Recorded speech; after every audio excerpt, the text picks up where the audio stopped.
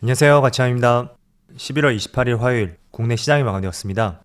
자, 그동안은 오전장에 비해서 오후장으로 갈수록 조금은 힘이 빠지는 모습이 나왔었는데 오늘은 조금은 반대 흐름이 나왔어요. 오후장에도 계속 수급이 들어오면서 코스피, 코스닥 모두 좋은 흐름이 나왔었고 코스피는 다시 한번 2500포인트를 돌파하면서 오늘은 1% 상승이 나왔습니다. 그리고 코스닥도 0.7% 상승이 나왔고 비슷한 흐름이 나왔었죠. 그리고 어제부터 800포인트는 계속 깨지 않고 지켜주는 흐름이 나오고 있더라고요. 마찬가지로 코스피는 2500포인트, 그리고 코스닥은 800포인트, 여기를 계속 이탈하지 않고 지지를 해주는지 이 점은 계속 한번 살펴보시면 좋을 것 같아요.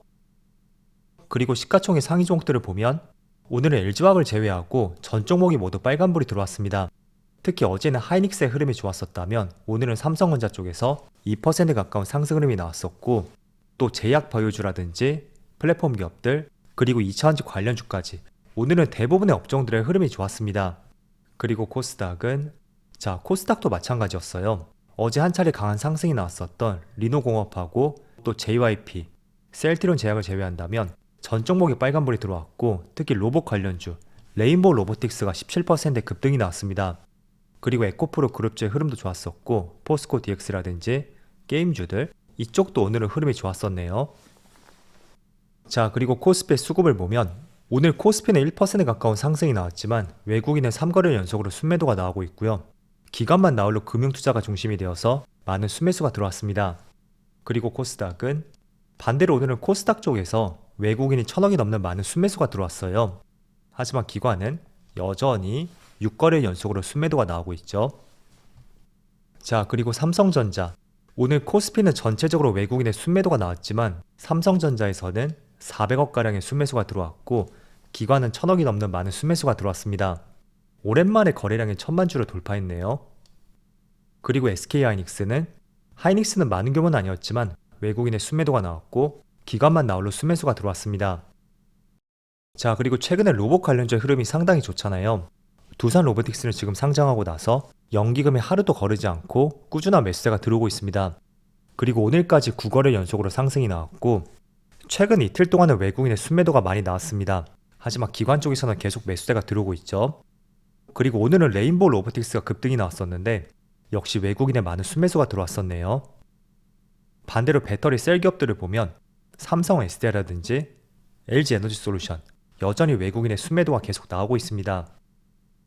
자, 그럼 이어서 주체별 매매 동향에 대해서 살펴보도록 하겠습니다. 11월 28일 외국인이 가장 많이 매수한 종목은 삼성전자, 삼성바이오로직스, 한미반도체, 삼성전자우선주, 카카오. 일단은 전체적으로 많은 규모로 매수한 것은 아닌데 그래도 삼성전자라든지 삼성바이오로직스 그리고 한미반도체하고 우선주까지 이 정도는 100억 이상의 매수세가 들어온 만큼 오늘은 반도체 쪽에 외국인들이 많이 집중을 했던 것 같죠. 그리고 기관도 삼성전자, 삼성전기, 하나오션, SK하이닉스, 카카오 이런 종목들을 각각 매수했고 오늘은 전체적으로 보더라도 외국인보다는 기관 쪽에서 보다 적극적으로 매수세가 들어왔던 것 같습니다. 물량 자체가 굉장히 많은 것 같아요. 자, 이어서 해외 증시를 볼게요. 전날 미국 증시는 큰 변동은 없었습니다. 다행히도 최근 들어서 큰 낙폭 없이 조금은 조용한 움직임을 보여주는 것 같아요. 그래서 전날과 비슷하게 마무리가 되었고 또 S&P 500도 마이너스 0.2%였죠. 다우지수도 마찬가지로 마이너스 0.1%가 나왔습니다. 그리고 최근의 움직임을 보더라도 변동성이 확연하게 줄어들었다고 생각이 되거든요. 그래서 직전 고점을 돌파할지 그건 아직까지는 알 수는 없습니다. 하지만 과거와 달리 그 변동이 줄었다는 것만으로도 괜찮은 흐름이지 않을까 그렇게 생각이 되고 그에 따라 국내 증시도 마찬가지로 최근에 변동이 많이 줄어든 것 같아요. 자, 그리고 추가적으로 반도체 지수도 비슷하게 큰 변동성이 없었고요. 일본 증시는 0.3%의 하락이 나오고 있네요.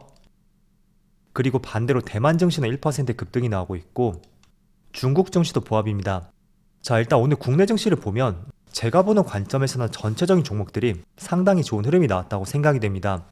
일단은 반도체 관련주 삼성전자를 중심으로 빨간불이 들어오고 있었고 자, 지금 촬영 시점에 1.4%의 상승이 나오고 있죠.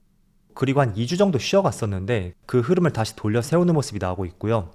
또 하이닉스는 조금은 조용하지만 딱히 어떤 특별한 밀리는 모습은 나오지 않고 있습니다. 그리고 최근에 로봇 관련주의 흐름도 상당히 좋거든요. 엄밀히 말한다면 두산 로보틱스의 흐름, 이 종목만이 조금 더 특별한 흐름이 나온다고 생각이 되고요. 제가 지난번에 말씀드렸던 것은 직전 고점을 돌파하고 라운드 피겨 가격 7만원을 돌파한 뒤에 그때부터는 한번 공략을 해보는 것도 좋은 시점이 될 수 있다고 말씀드렸습니다. 그래서 지금도 조금 많이 올랐지만 7만원 근처까지 다시 내려온다면 재공략을 해볼 수도 있다고 생각이 되고, 그렇게 제가 생각했던 이유 중에 하나는 만약에 두산 로보틱스만의 이런 흐름이 나왔다면 어쩌면 신규 상장에 따른 그 기대감이 반영되지 않았을까, 이렇게도 생각을 해볼 수 있다고 보여져요. 그런데 오늘 같은 경우에는 레인보우 로보틱스, 과거의 로봇 대장주였죠.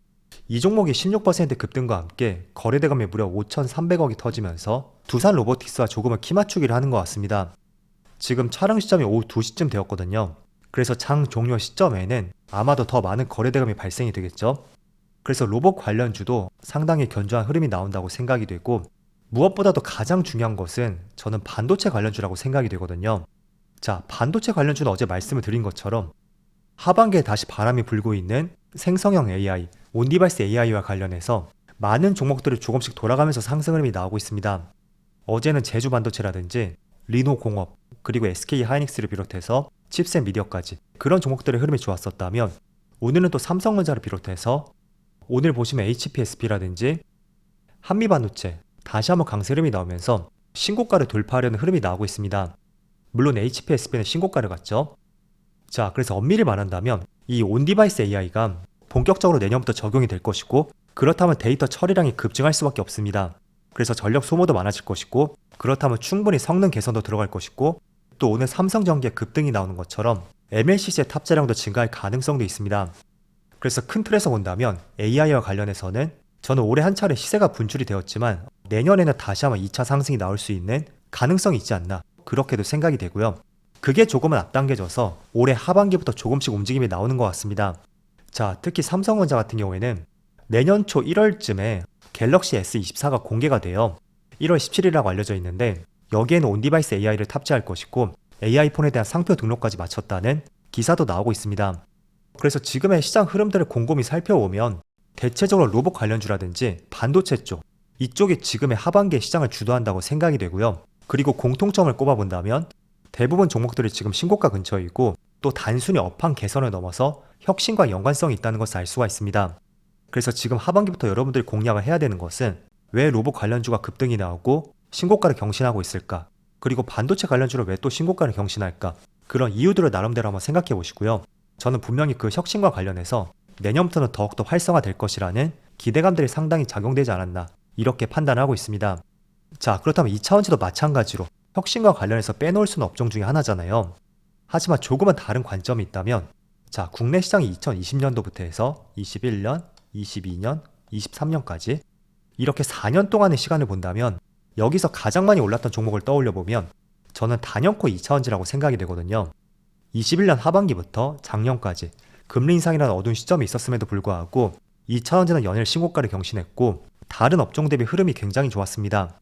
그래서 그 구간에서 조금은 업황이 꺾임에 따라서 약간의 수급의 이동이 생기는 것이고요.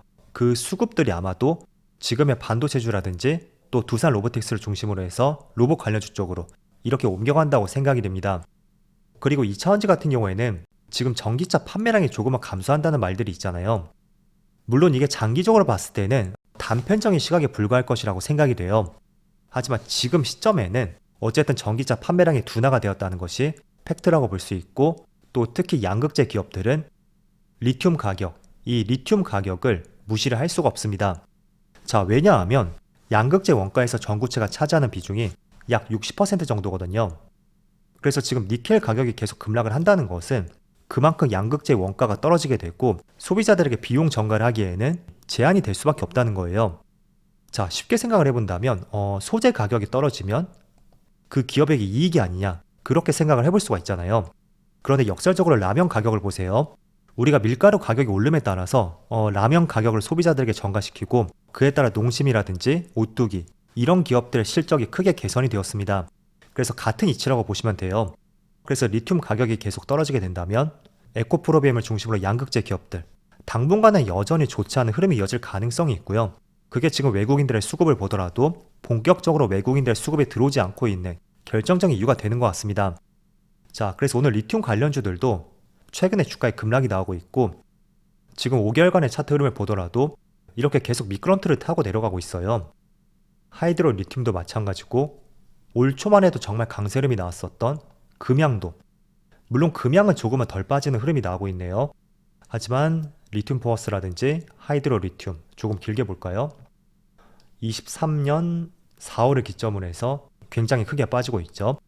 그래서 일단은 2차원지는 업황 자체도 그렇게 좋지 않고 또 리튬 가격이 빠지는 이유 중에 하나가 크게 두 가지 요인이 있거든요. 첫 번째는 중국 시장에서 최근에 보조금을 폐지함에 따라서 전기차 산업이 조금은 둔화되는 모습이 나오고 있습니다. 그리고 두 번째는 전기차 성장 둔화에 따른 공급 과잉, 그게 결정적인 이유라고 생각이 되고요. 어쨌든 2차원지가 조금은 돌아서기 위해서는 공급 과잉 현상이 개선이 돼야 되고 또 수요가 증가함에 따라서 이런 리튬 가격의 반등, 그게 필수적으로 선행이 될 때 비로소 양극재 기업들도 상승이 나올 것이고 다른 배터리 셀 기업이라든지 많은 2차전지 관련주들도 상승이 나오지 않을까, 저는 그렇게 판단하고 있습니다.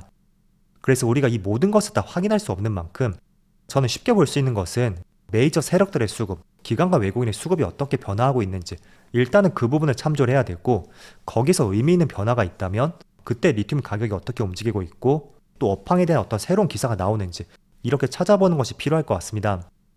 그래서 2차전지는 조금은 부정적으로 말씀드렸지만 업황은 항상 사이클이 있다고 말씀드렸잖아요. 이게 뭐 3년, 4년 이렇게 계속 이어질 수 있는 이슈는 아닌 만큼 저는 내년 초에는 업황 개선에 대해서 기대감이 있는 기사들이 조금씩 나오지 않을까 라는 생각들을 조심스럽게 하고 있습니다. 그리고 이번 주 일정들을 보면 30일에 테슬라의 사이버 트럭이죠. 사이버 트럭이 본격적으로 인도가 됩니다.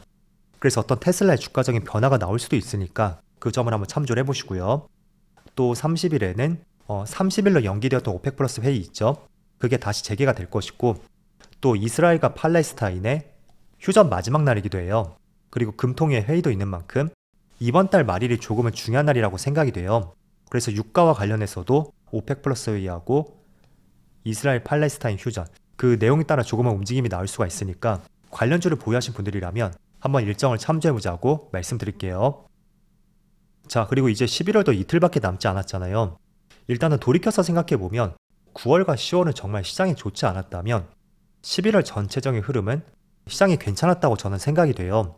그래서 이런 흐름들이 조금 더 이어지기를 한번 바라보면서 오늘 영상 마치도록 하겠습니다. 자, 그럼 편안한 저녁 되시고요. 저는 내일 영상에서 다시 찾아뵙도록 하겠습니다. 감사합니다.